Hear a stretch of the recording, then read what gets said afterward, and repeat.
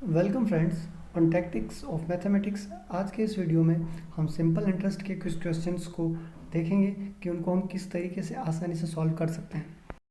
मुझे उम्मीद है कि आपको इनके बारे में पता होगा। अगर नहीं तो आप इसे एक बार अच्छे से पढ़ लें ताकि क्वेश्चन को सॉल्व करने में आपको आसानी हो।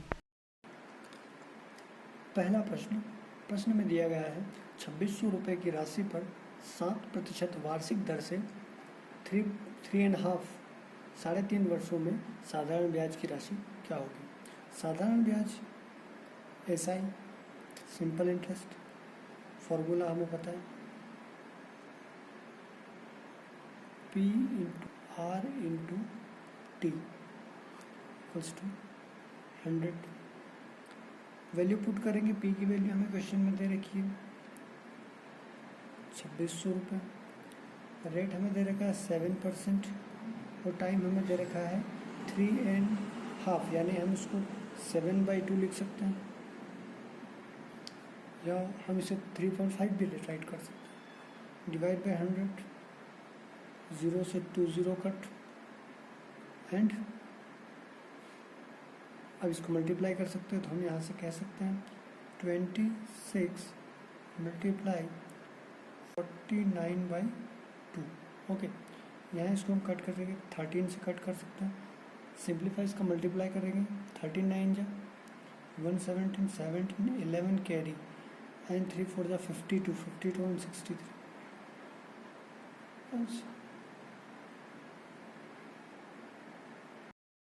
प्रश्न क्रमांक 2, रमन ने 12,000 रुपये एक बैंक से 5.5% वार्षिक दर से ब्याज पर लिया और 4 वर्षों के बाद वह कुल कितना पैसा वापस करेगा। तो पैसा जब वो वापस करेगा तब उसे मूलधन, प्रिंसिपल और साथ में ब्याज दोनों मिला के करना होंगे। यानी कि हम सबसे पहले इस क्वेश्चन में हमें P यानी कि प्रिंसिपल दे रखा है, प्लस इसमें हम SI simple interest find out करेंगे, पता करेंगे। उसके बाद जो निकलेगा वो हमारा अमाउंट होगा। यही हमें क्वेश्चन में पता करना है। तो सबसे पहले हम इस क्वेश्चन को SI पता करना है। तो SI का फॉर्मूला हमें पता है P into R into T, ये फॉर्मूला होता है। यहाँ से इजीली हम वैल्यू पुट कर देंगे। P की वैल्यू हमारे पास कितनी है 12,000 रुपये। रेट ऑफ इंटरेस्ट क्या है, इसको आप चाहे तो 11/2 लिख सकते हैं, 5.5 लिख सकते हैं। हम क्वेश्चन को इजी करने के लिए यहाँ पर थोड़ा सा 5.5 भी लिख सकते हैं, कोई प्रॉब्लम नहीं है। और टाइम हमें दे रखा है 4 साल। यहाँ पर हम 100, इसको इजीली 20 से 20 को कट करेंगे। अब यहाँ अगर हम इसका मल्टीप्लाई करते हैं तो ये 22 हो जाता है। तो यहाँ से हमारे पास बचेगा 1 2, इन दोनों को मल्टीप्लाई किया तो 22 आ जाएगा। 22, इन दोनों को मल्टीप्लाई हम करेंगे, 0 का 0, 22 का 2 टाइम 44, 4 एंड 4 कैरी 22 एंड 4 26। ये हमारा SI आ गया। अब हमें यहाँ पे इस क्वेश्चन में प्रिंसिपल की जगह पर प्रिंसिपल की वैल्यू रख देना है, SI की जगह पर SI की वैल्यू रख देना है। इसको हम ऐड करने से हमें मिलेगा 14,640, जो कि हमारा अमाउंट भी होगा और इस क्वेश्चन का आंसर भी। प्रश्न क्रमांक 3, इस प्रश्न में कोई राशि 8/1/3% वार्षिक दर से ब्याज पर साधारण ब्याज पर दी जाती है और ये कुछ समय के बाद 4 गुनी हो जाती है। तो वह समय क्या है। अब प्रश्न में कोई राशि दे रखा है, यानी कि जो प्रिंसिपल है, जो मूलधन है, वो कुछ भी हो इस क्वेश्चन में वो मैटर नहीं करता है। तो कुछ मैटर नहीं करता है तो हम अज्यूम कर सकते हैं, मान सकते हैं कि जो प्रिंसिपल है वो हमारा 100 है। रेट ऑफ इंटरेस्ट यहाँ पे दे रखी 83%। टाइम हमें फाइंड आउट करना है और ऐसा ही यहाँ पे बोल रहा है कि 4 टाइम्स हो गया। कितने टाइम्स हो गया 4 टाइम्स, 4 गुना हो गया। तो 4 गुना यानी कि 1 गुना तो प्रिंसिपल था और जो 3 गुना है वो SI है, दोनों मिलकर 4 टाइम्स हो गया। समझ पा रहे हैं? क्वेश्चन में 4 गुना दे रखा है, तो 4 गुना जो है उसमें 1 गुना तो उसका जो प्रिंसिपल था वो था, और 3 गुना जो हुआ है वो SI है। तो अब हम इस क्वेश्चन को सबसे पहले इसको सॉल्व करना सीखेंगे। कुछ स्टूडेंट यहाँ पे क्या होता है, नीचे वाला जो नंबर होता है उससे इसको मल्टीप्लाई कर देते हैं और ऊपर वाले को प्लस कर देते हैं। 3 8 जा 24, 25, 25/3, हम इसको 25/3 इस फॉर्म में भी कन्वर्ट कर सकते हैं। अब इजीली हमारे पास जो हमें टाइम निकालना है, तो उसके लिए बार बार हमें फॉर्मूला लेना नहीं करना है।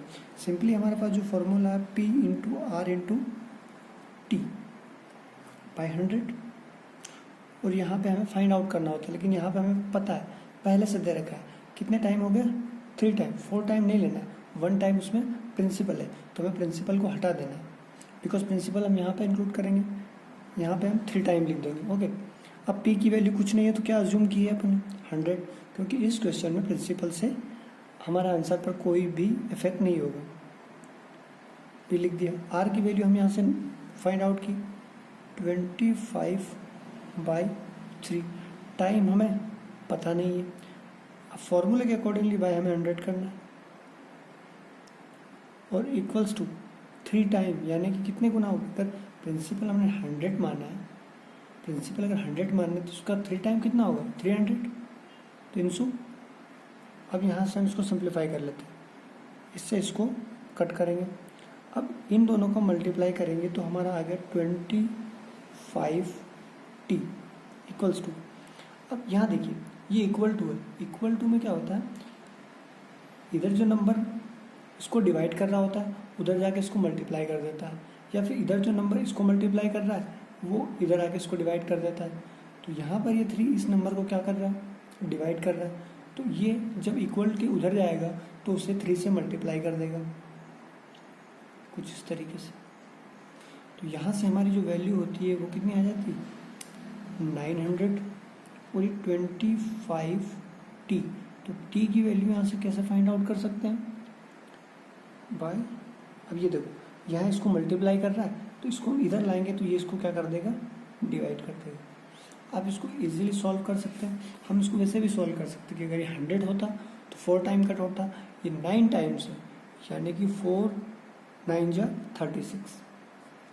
आप इसको छोटे नंबर से भी कट करके सॉल्व कर सकते हैं। तो हमारे पास जो ईयर्स का जो टाइम है वो हमारे पास कितना आ गया? 36 ईयर्स। अगला प्रश्न, प्रश्न क्रमांक 4। प्रश्न में कहा गया है कि वह राशि क्या है जिस पर 5.5% वार्षिक दर से 4 वर्षों में मिश्रधन की राशि 6,954 रुपये होता है। तो वह राशि यानी कि प्रिंसिपल मूलधन पता करना है। तो हमें इस क्वेश्चन में हम थोड़ा सा मोटा मोटा डिटेल लिखते हैं कि प्रिंसिपल हमें पता करना है, रेट ऑफ इंटरेस्ट जो है 5.5% दे रखी, और टाइम जो दे रखा है वो हमें दे रखा है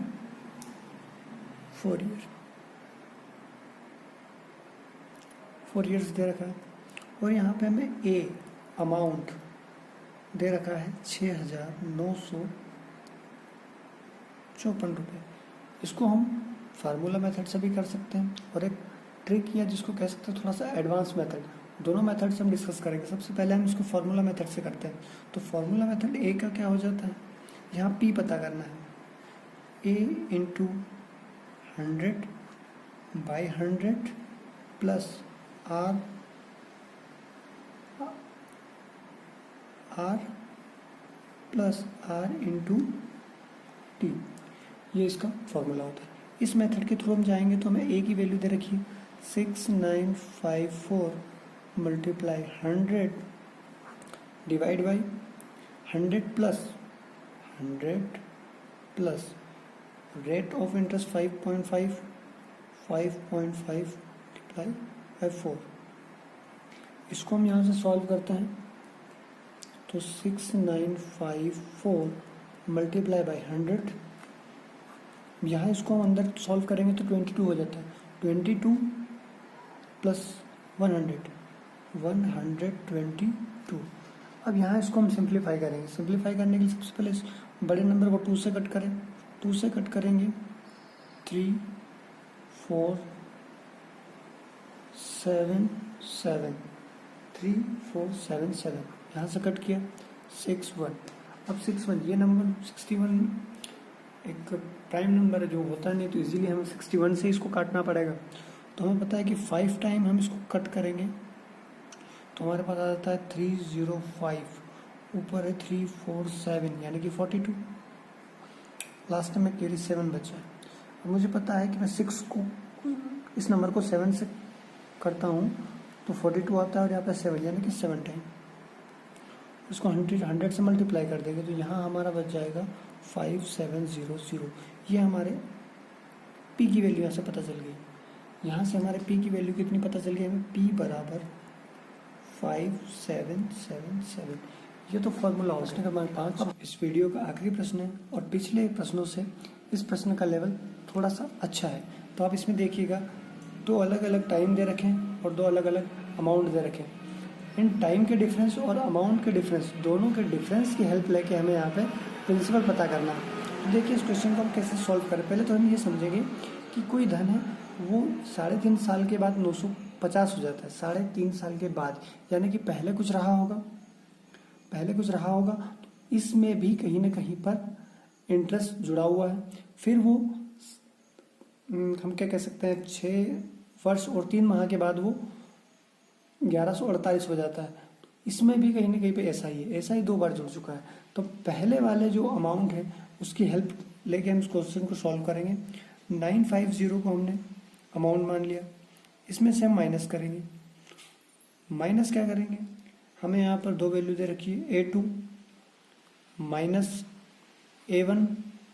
सेकेंड में हमें करना है T2 माइनस T1।